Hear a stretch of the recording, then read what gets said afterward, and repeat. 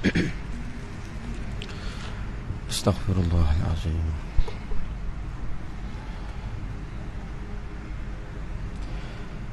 Astaghfirullahalazim. Astaghfirullahalazim. Astaghfirullahalazim. Alladzi la ilaha illa huwal hayyul qayyum wa atubu ilaih. Wala hawla wala quwwata illa billahil aliyyil azim. Al-Fatihah. A'udzu billahi minasy syaithanir rajim. Bismillahirrahmanirrahim. Alhamdulillahi rabbil alamin. Ar-Rahmanir Rahim. Maliki yaumiddin. Iyyaka na'budu wa iyyaka nasta'in.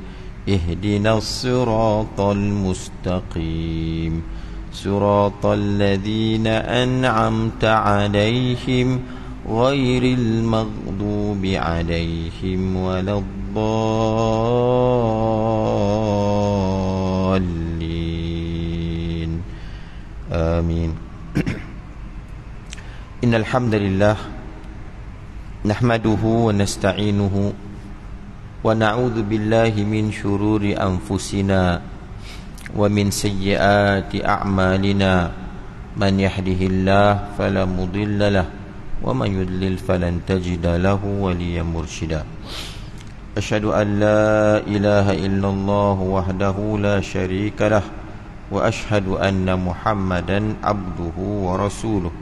Allahumma la sahla illa ma ja'altahu sahla wa anta taj'al al-hazana in syi'ta sahla birahmatika ya arhamar rahimin. Walhamdulillahi rabbil alamin.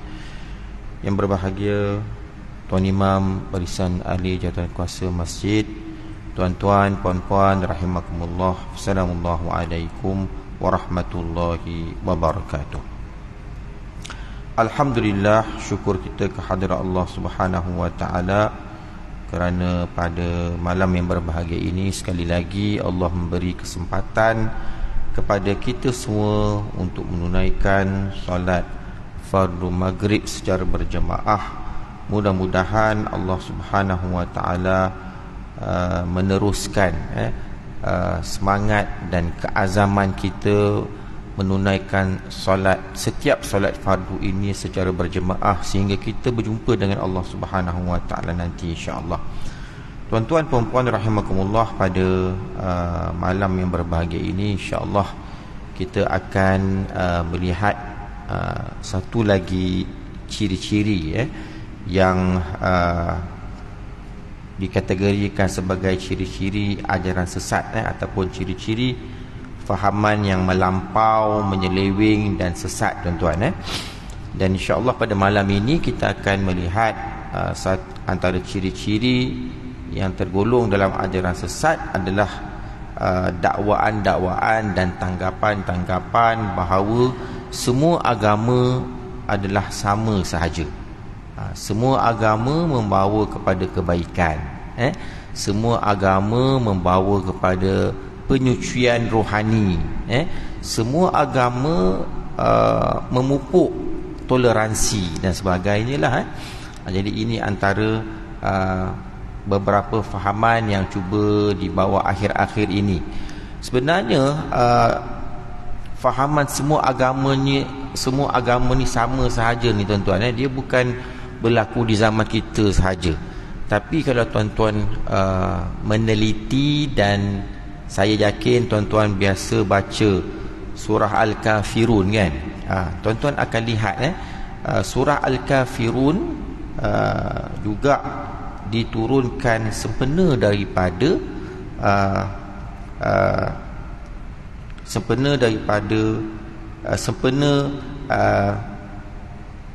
seorang ataupun kumpulan musyrikin yang mengajak baginda Nabi sallallahu alaihi wasallam untuk bersama-sama dengan agama mereka. Nabi kumpulan musyrikin ini mereka mengajak Nabi setahun orang Islam sembah Tuhan kami, maka tahun yang berikutnya pula kami pula sembah Tuhan orang Islam. Nah, ini antara yang kalau tuan-tuan lihat asbabun nuzul kepada ayat qul ya ayyuhal kafirun la a'budu ma ta'budun wa la antum 'abiduna ma a'bud wa la ana 'abidum ma 'abadtum wa la antum 'abiduna ma a'bud lakum dinukum waliyadin. Jadi tuan-tuan dan puan rahimakumullah, daripada surah Al-Kafirun ni kita lihat jelas kalau kita menghayati akan maknanya kan. Katakanlah wahai Muhammad, katakanlah wahai orang-orang kafir, qul ya ayyuhal kafirun la a'budu ma ta'budun, aku pastinya tidak akan sembah apa yang kamu sembahkan, sehingga penghujung ayat lah. Dan kita tahu ayat ini tuan-tuan sebenarnya merupakan satu ayat yang Allah Subhanahu wa taala turunkan kepada baginda Nabi sallallahu alaihi wasallam dan kepada semua umat Islam apabila berlakunya dakwah kepada kalimah la ilaha illallah ini masuk ke fatrah terang-terangan. Dan tuan-tuan sedia maklum fatrah dakwah baginda Nabi SAW di kota Mekah ini terbagi kepada dua. Dakwah Siriah selama 3 tahun, kemudian diikuti dengan dakwah secara terang-terangan. Masa dakwah secara Siriah di mana kita lihat orang-orang musyrikin masih lagi tidak mengganggu, masih lagi tidak boikot akan apa yang dibawa oleh Nabi Muhammad sallallahu alaihi wasallam dan para sahabat yang lain. Kumpulan para sahabat pada ketika itu yang cukup sedikit tuan-tuan. Namun setelah 3 tahun selesai dan turunnya ayat fasda bima tu'mar wa a'rid 'anil musyrikin, bila turunnya ayat memberi arahan kepada Nabi SAW untuk mengiklankan secara terang-terangan akan dakwah tersebut, pada ketika itulah Nabi SAW telah panjat bukit Safa dan mengisytiharkan akan dakwah ataupun kalimah yang risalah yang dibawa oleh baginda Nabi SAW. Dan pada ketika itulah semua orang-orang musyrikin Quraisy yang melihat barulah mereka mengetahui, baru perasan bahawa apa yang Nabi bawa ini sebenarnya bertentangan dengan ajaran nenek moyang mereka. Disitulah bermulanya. Dan setelah berbagai cara tekanan yang dilakukan oleh golongan Quraisy, musyrikin Quraisy, dan mereka lihat bahawa Nabi SAW masih lagi tidak berganjak dengan dakwahnya, pada ketika itulah mereka telah menawarkan kepada Nabi sallallahu alaihi wasallam menawarkan ataupun nak mengajak Nabi untuk berkompromi. Berkompromi ni tuan-tuan, kalau nak dekat pilihan raya ni memang hangat nak kompromi.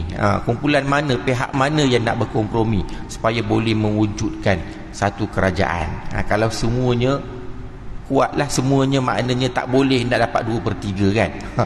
Itu yang sering dibincangkan. Tetapi di zaman Nabi sallallahu alaihi wasallam kan istilah kompromi ini juga digunakan oleh golongan musyrikin Mekah. Dah kalaulah Nabi SAW sendiri tak boleh nak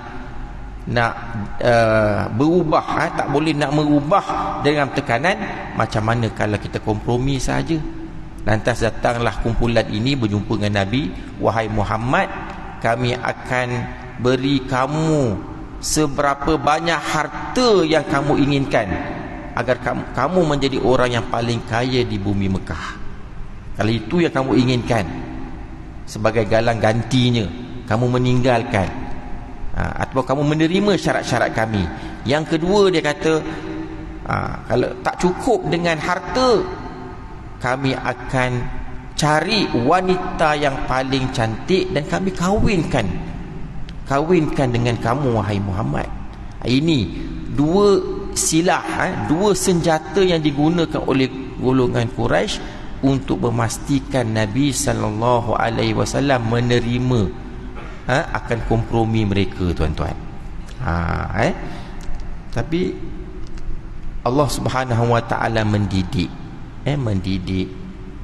hamba-Nya, mendidik rasulnya, kan, sehingga turunlah ayat ni, tuan-tuan. Apakah kompromi, tuan-tuan? Komprominya setahun kita pakat-pakat sembah Tuhan kamu, dan tahun yang berikutnya kamu pula pakat-pakat sembah pula Tuhan kami, tuan-tuan. Ini yang dinamakan sebagai apa? Sebagai kompromi dalam beragama, tuan-tuan.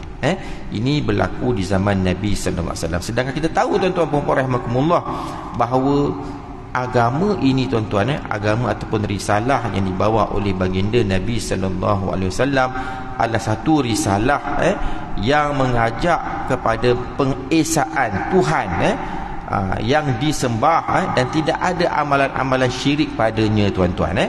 Dan Allah Subhanahu wa taala menegaskan akan kenyataan ini, tuan-tuan, dalam surah Al-Imran ayat yang ke-19, innad dina indallahil Islam. Sesungguhnya agama yang diridai oleh Allah Subhanahu wa taala adalah Islam itu sendiri, tuan-tuan. Malah tuan-tuan lihat, tuan-tuan, di dalam ayat-ayat yang lain juga menunjukkan bahawa Islam sahajalah sebagai penyelesaian, dan Islam sahajalah agama risalah yang boleh kita pegang, tuan-tuan.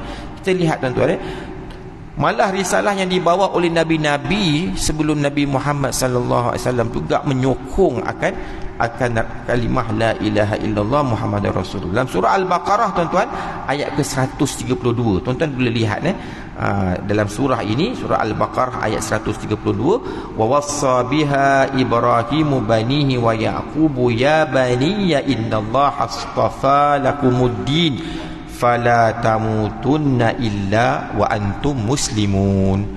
Fala tamutunna illa wa antum muslimun.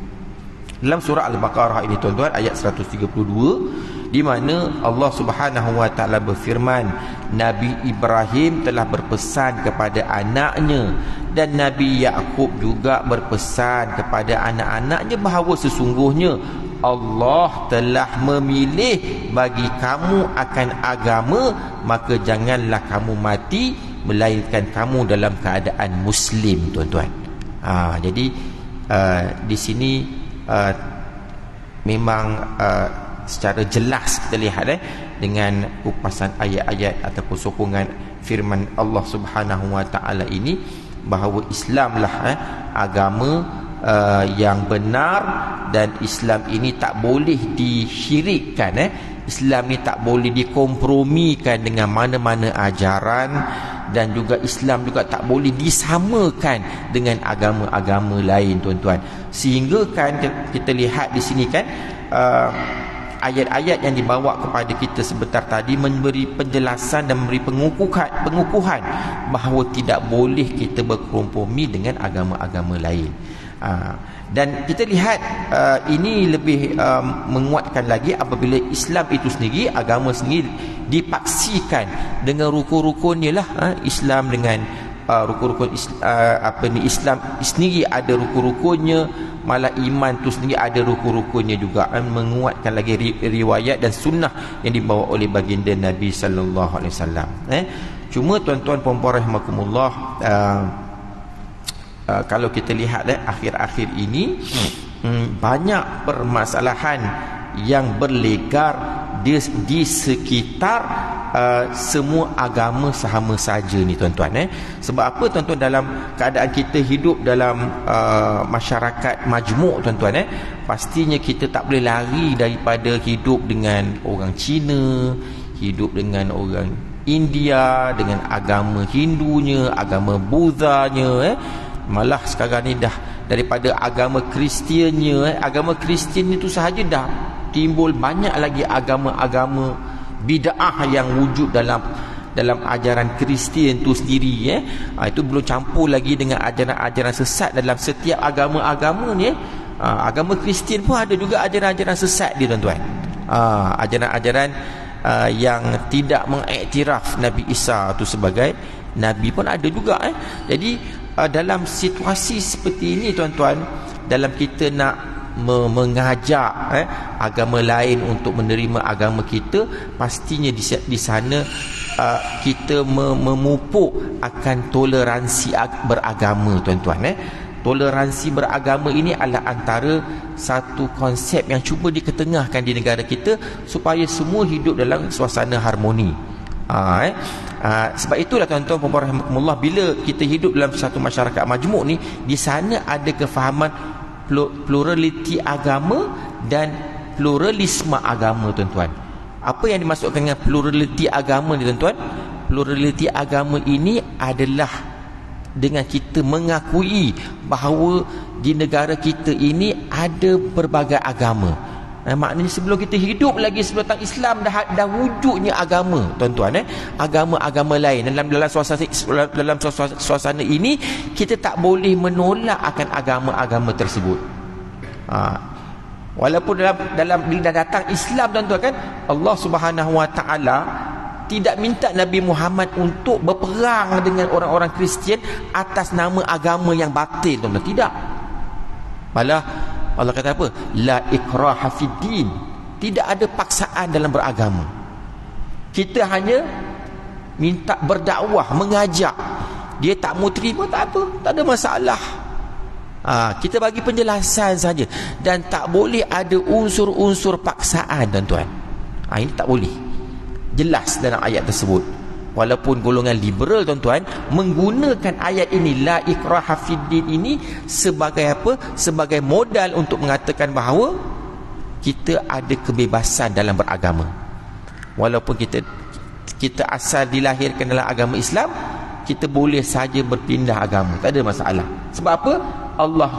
Allah sendiri berfirman dalam Qurannya, dalam firmannya, tidak ada paksaan dalam agama. Dia jadi itu sebagai hujah.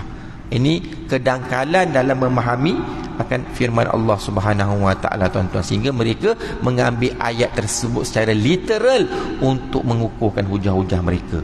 Jadi tuan-tuan puan-puan rahimakumullah, oleh kerana itu, tuan-tuan, kita perlu memberi ruang. Pluraliti agama itu bermaksud apa? Dengan kita mengatakan, dengan kita menerima akan kewujudan agama-agama yang lain. Cuma yang pluraliti itu dibolehkan, cuma yang tak bolehnya adalah pluralisme agama. Apakah yang dimaksudkan dengan pluralisme agama? Pluralisme agama ini adalah dengan kita mengiktiraf bahawa agama-agama yang lain juga adalah sama dengan kita, tuan-tuan. Ini yang masalah. Oleh kerana itu, tuan-tuan puan-puan rahimakumullah, kita lihat Allah Subhanahu Wa Taala menjelaskan juga dalam firman dalam surah Az-Zumar, ala lillahi dinul khalis walladzina ittakhadhu min dunihi awliya'a ma na'buduhum illa liyukarribuna ila Allahi zulfa innallaha yahkumu bainahum fi ma hum fihi yakhtalifun innallaha la yahdi man huwa kadhibun kaffar.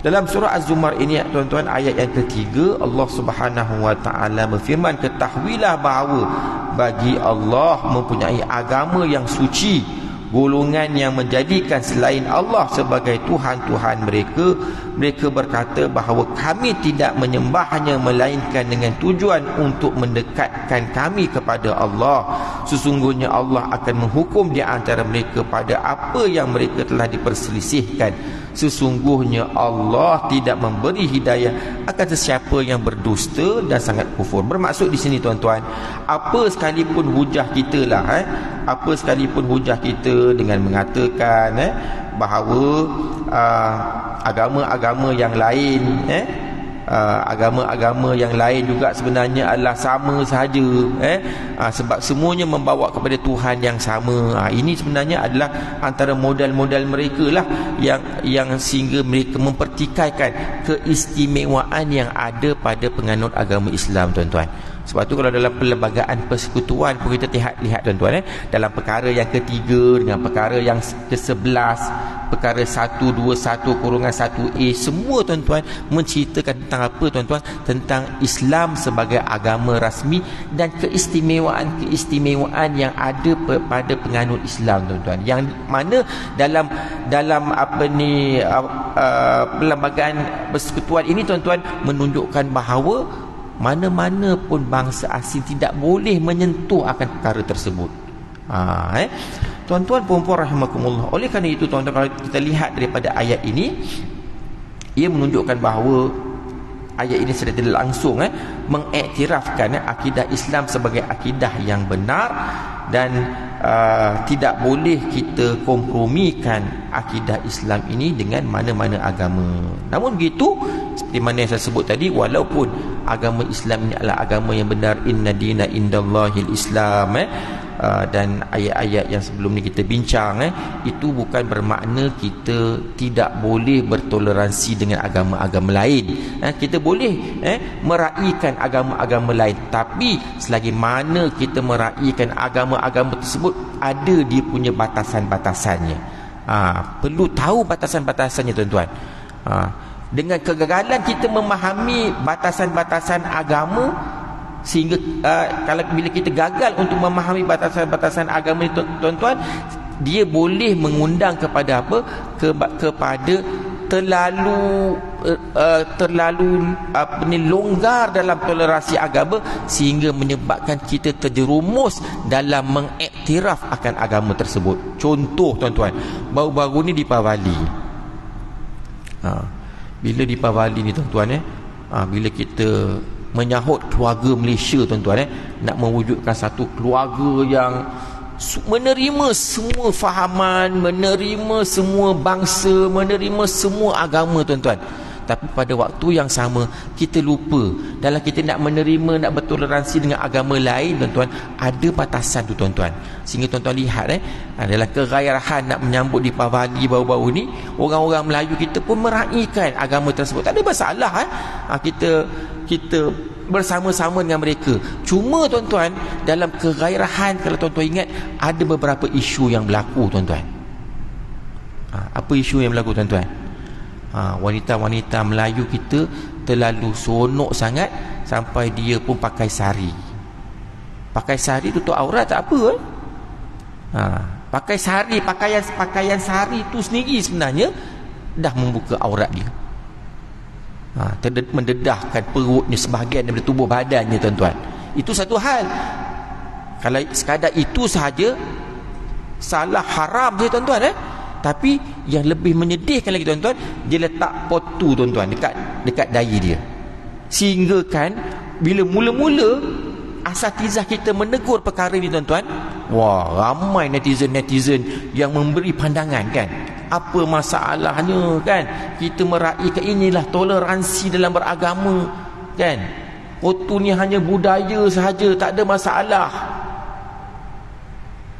Yang sedihnya tuan-tuan, bila Dr. Mala tu tuan-tuan, Dr. Mala, seorang Hindu, wanita Hindu, yang menegur dalam TikToknya kan, dalam FB-nya, dia tegur wanita-wanita Islam supaya hati-hati, janganlah dalam kegairahan nak sambut toleransi tu sehingga meletakkan nanduk tu, potu tu tuan-tuan. Sebab apa? Sebab ia bukannya didasari dengan budaya, dia kata. Potu tu sebenarnya lebih kepada akidah. Senyap semua netizen. Pelik tuan-tuan, seronok dia. Seorang Hindu menegur umat Islam yang tersasar daripada dia siap kata syirik ni. Tuan-tuan boleh saya pun, yang bagusnya ditegur dengan cara beradab kan. Saya pun kurang arif, tapi yang tak silap saya tahu ini syirik. Cuba tuan-tuan rujuk kepada asatizah, ustazah tuan-tuan. Allahu Akbar. Jadi, dan banyak lagi tuan-tuan, bukan sekadar potu tuan-tuan, sama juga salib tuan-tuan. Salib tak boleh kita pakai saja-saja.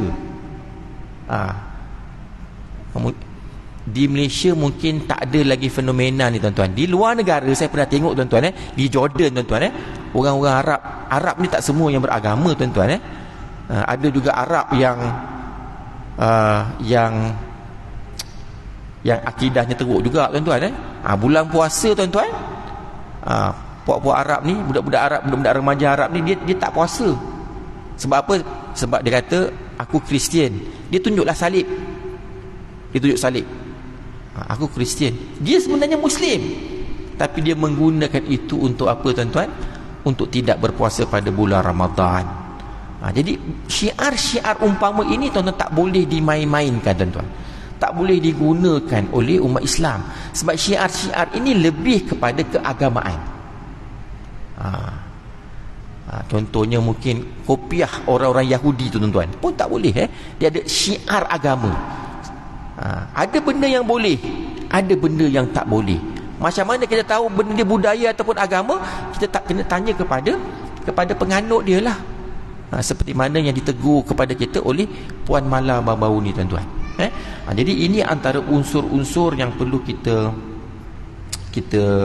sensitif agar dalam toleransi kita dengan agama-agama lain tuan-tuan, jangan sampai kita keluar daripada sempadannya. Jangan kita keluar melebihi daripada garis merah yang telah ditetapkan. Oleh kerana itu tuan-tuan, toleransi agama dibenarkan, cuma kebebasan beragama wujud dalam Islam. Bahkan Allah diharuskan untuk hadir dalam majlis keramaian sempena sambutan agama lain. Tak ada masalah kalau dia nak buat dekat tempat-tempat umum, tak ada masalah. Kita pergilah. Contohnya tahun baru Cina kan tak ada masalah. Pergi. Kalau selagi mana hidangannya ada makanan-makanan yang halal, selagi itu tak ada masalah. Yang tak bolehnya jikalau dihidangkan dengan makanan-makanan yang haram. Untuk hadir dalam majlis rumah terbuka seperti di Bali, Kristian dan sebagainya adalah harus. Cuma hendaklah kehadiran itu dengan menjaga prinsip akidah antaranya. Okey. Di sini ada guideline. Apakah antara prinsip-prinsip akidah yang perlu kita jaga bila kita nak menghadiri program perayaan mereka? Yang pertama sekali, bukan meraihkan perayaan agama dan membesarkan agama lain, tetapi sekadar menjaga hubungan persaudaraan, kenalan, kawan-kawan, jiran tetangga dan masyarakat bukan Muslim. Tak apa tuan-tuan. Pergi sekadar ala kadar niat kita untuk menjaga kejiranan, tak ada masalah. Malah sampai satu tahap mengucapkan Merry Christmas itu pun diperbahaskan oleh para ulama. Ada yang membolehkan, ada yang tidak membolehkan. Nak katakan benda khilaf. Bagi mereka yang duduk dalam masyarakat majmuk, kebanyakan ulama membolehkan menyebut Merry Christmas tu kan dan sebagainya. Jadi itu syarat yang pertama tuan. Bukan meraihkan perayaan, tapi sekadar menjaga hubungan dengan hubungan persaudaraan dengan kenalan yang bukan Islam tuan-tuan. Itu yang pertama. Yang kedua, sambutan perayaan tidak dibuat dalam majlis rasmi keagamaan. Dalam sambutan keagamaan ataupun ia dibuat di gereja, kuil dan sebagainya, tak boleh. Kalau sampai sambutan perayaan itu dibuat di rumah-rumah ibadah mereka, pada ketika itu tak boleh. Sebab bila kita dah sampai masuk ke rumah ibadah, dah itu dah kes lain dah. Lain kalau kita nak mencuci rumah ibadah tuan-tuan. Itu pun dibahaskan boleh ke tak boleh kan, sejauh mana grey area tu. Nak cuci kan rumah baru-baru ni kan, kalau kita tengok ada isu kuil yang banjir dekat, tak silap di Gombak kan. Ada sebilangan dari para pelajar kita dibawa oleh pensyarahnya pergi untuk cuci kan. Cuci tu macam mana? Cuci tu mungkin dia cuci di luar sahaja kan. Bukan sampai mencuci berhala dia kan. Itu pun dibahaskan, yang sejauh mana boleh ke tak boleh. Ada ulama mengatakan tak boleh, tak perlu. Ada yang longgar sikit, boleh. Jangan sampai dalam sangat sampai kita itu lain cerita. Maknanya di situ ni adalah antara grey area tuan-tuan. Maknanya garisan yang perlu hati-hati, jangan sampai tahap ia boleh membawa kepada syirik pada Allah Subhanahu Wa Taala. Baik, tuan-tuan puan-puan rahimakumullah, selain daripada meraihkan perayaan di sana juga antara perkara-perkara yang dikatakan sebagai pluralisme agama ni juga tuan-tuan, kita dapat lihat apabila berlakunya pernikahan tuan-tuan. Biasa kalau tuan-tuan lihat bila seorang muslim atau muslimah nak berkahwin dengan pasangannya yang non muslim, maka pada ketika itu diwajibkan kepada pasangan tersebut untuk menganut agama Islam. Tak boleh tuan-tuan, tak boleh kita berkahwin dalam keadaan pasangan kita itu berkekalan dalam agama dia. Ini dijelaskan tuan-tuan dalam firman Allah Subhanahu Wa Taala pada ayat surah Al-Baqarah juga, ayat ke-221, ba'da a'udzu billahi minasyaitonir rajim, wala tankihul musyrikati hatta yu'min wala amatun mu'minatun khairun min musyrikatin walau a'jabatkum wala tunkihul musyrikina hatta yu'minu wala 'abdun mu'minun khairun min musyrikin walau a'jabakum ulaika yad'una ilan nar wallahu yad'u ilal jannati wal maghfirati biidnih wa yubayyinu ayatihi lin-nasi la'allahum yatadhakkarun. Daripada ayat 221 daripada surah Al-Baqarah ini menjelaskan seumpama Allah memberi garisan dia dalam bab pernikahan ini. Apakah maksud ayat ini? Allah Subhanahu Wa Taala berfirman, janganlah kamu wahai lelaki muslim bernikah dengan wanita yang bukan muslim hinggalah mereka beriman kepada Allah. Sesungguhnya hamba wanita yang beriman lebih baik daripada wanita bukan muslim walaupun ia mempesonakan kamu, walau a'jabakum. Dan janganlah kamu wahai para wali menikahkan anak perempuan kamu dengan lelaki bukan muslim. Sesungguhnya hamba lelaki yang beriman lebih baik daripada lelaki yang bukan muslim walaupun ia mempesonakan kamu. Mereka itu mengajak kepada neraka. Ulaika yad'una ilan nar, mereka mengajak kepada neraka, dan Allah menyeru kepada syurga dan keampunan dengan izinnya. Amat menarik ayat ini tuan-tuan. Ayat ini seolah-olah Allah Subhanahu Wa Taala memberi peringatan kepada hamba-hambanya, jangan sekali-kali kita menikahkan anak-anak perempuan kita dengan lelaki yang bukan muslim lah. Tak boleh. Jangan kamu wahai lelaki muslim bernikah dengan wanita yang bukan muslim. Satu maknanya amaran ataupun satu arahan yang jelas tuan-tuan. Bukan itu sahaja tuan-tuan, sama jugalah seorang wanita muslimah jangan sekali-kali dia berkahwin dengan lelaki yang bukan muslim tuan-tuan. Tak boleh. Dan pada waktu yang sama juga dalam ayat ini memberi penjelasan para wali, ayah-ayah secara khususnya, jangan sekali-kali kahwinkan anak perempuannya dengan lelaki yang tidak beragama tuan-tuan. Sekarang ni tuan-tuan bukan sekadar dikahwinkan dengan jangan satu larangan kepada wali jangan sampai kahwinkan anak perempuannya dengan lelaki kafir saja tuan-tuan, tapi pada waktu yang sama kita kena cakna juga kadang-kadang ada lelaki yang bukan sekadar kafir tuan-tuan, bukan sekadar non muslim tapi dia etis. Nampak macam orang Islam, nampak macam Melayu, tapi rupanya etis. Etisnya apa tuan-tuan? Tak ada agama. Banyak sekarang tuan-tuan. Betul. Nampak macam ialah orang Melayu macam orang Islam. Tapi bila dah kahwin, barulah anak perempuan tu tahu rupanya suaminya ni etis. Tak semayang. Bukan sekadar tak semayang, persoalkan lagi lepas tu kenapa kamu semayang, apa faedahnya kamu semayang. Itu belum lagi masuk New atheism ni dia mempersoalkan, mempertikaikan agama, mempertikaikan para ulama, mempertikaikan fatwa dan sebagainya.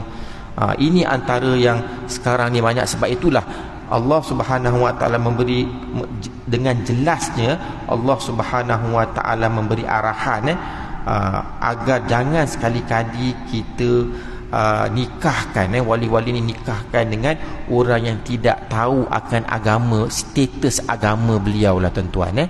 Ini amat satu arahan, satu yang sepatutnya kita ambil iktibar semua. Malah jikalau adalah hamba abdi sekalipun, hamba yang tak ada yang maknanya seorang hamba tetapi dia mukmin, lebih baik dinikahkan daripada mereka yang tidak beragama.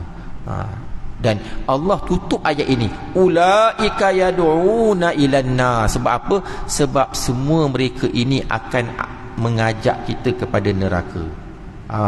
Sebab tidak ada kebaikan. Sebab tu tuan-tuan dan puan-puan rahimakumullah, akhir-akhir ni kita lihat ada juga yang cuba berkahwin.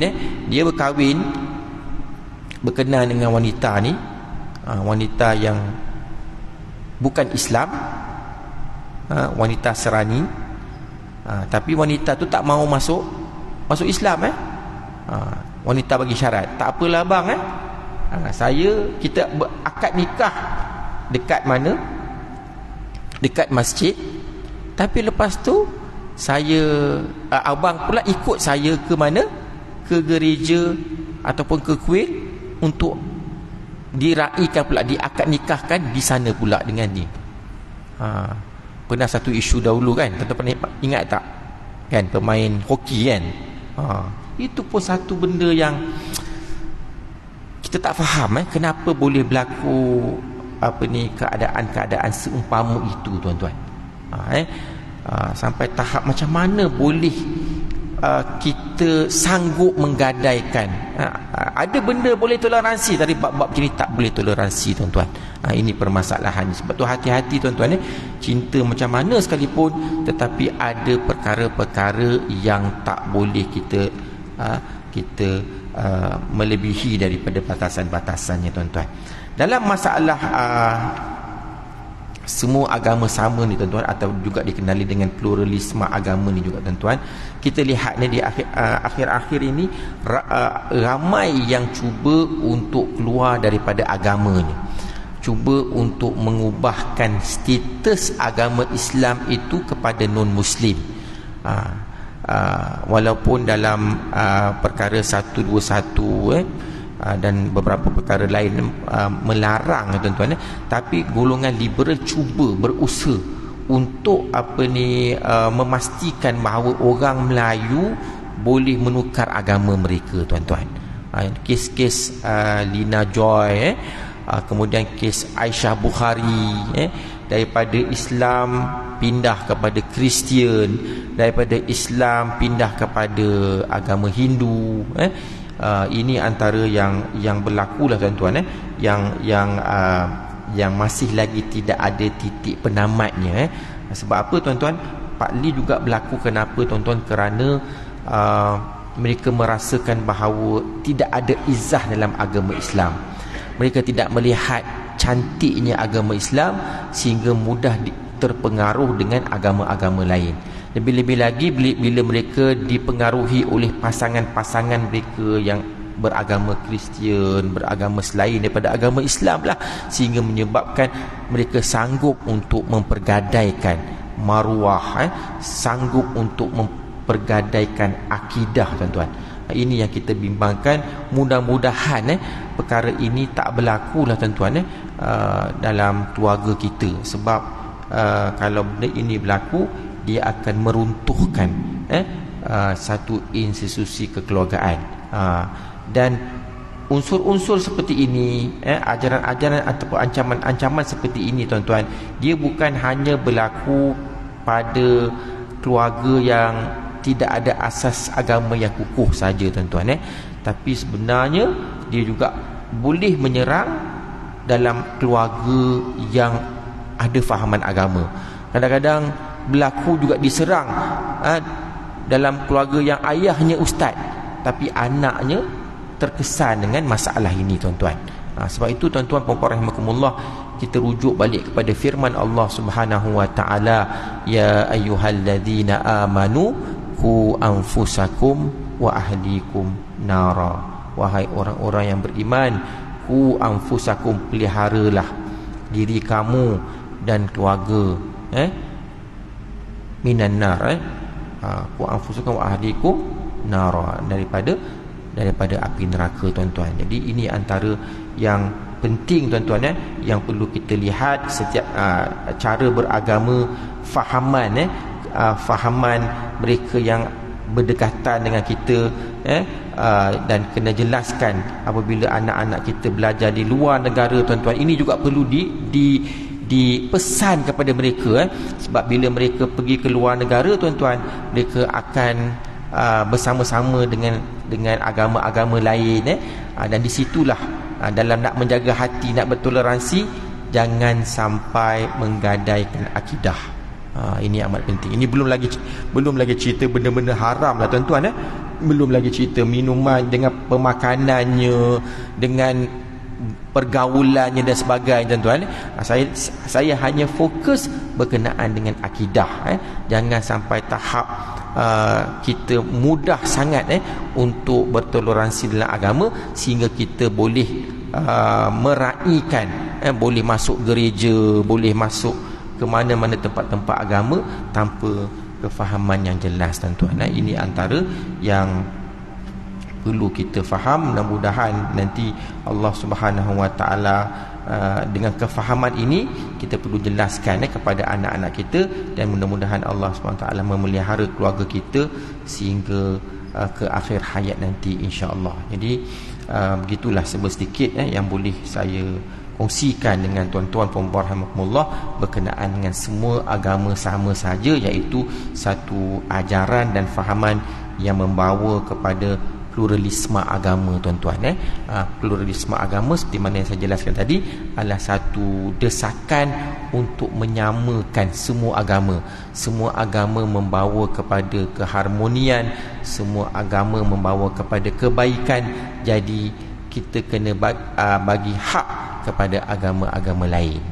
Jadi insya-Allah tuan-tuan puan-puan rahimakumullah, dalam perbincangan kita yang akan datang, kita akan lihat pula berkenaan dengan antara ciri-ciri ajaran sesat yang berlaku di zaman kita sekarang ini, adalah satu ajaran yang suka mengkafirkan para sahabat Nabi sallallahu alaihi wasallam. Ini juga satu fahaman yang meluas, tuan-tuan. Dia mula-mula dia ambil figure-figure tertentu, dia mengkafirkan Abu Bakar, dia mengkafirkan Umar, dan baru-baru ni kita lihat satu ajaran cuba untuk mengkafirkan Muawiyah bin Abi Sufyan, tuan-tuan. Ini juga antara yang sedang pesat berkembang dalam media sosial, tuan-tuan. Perbincangan-perbincangan dalam mempertikaikan para sahabat sehingga tahap mereka sanggup untuk mengkafirkan mereka semua.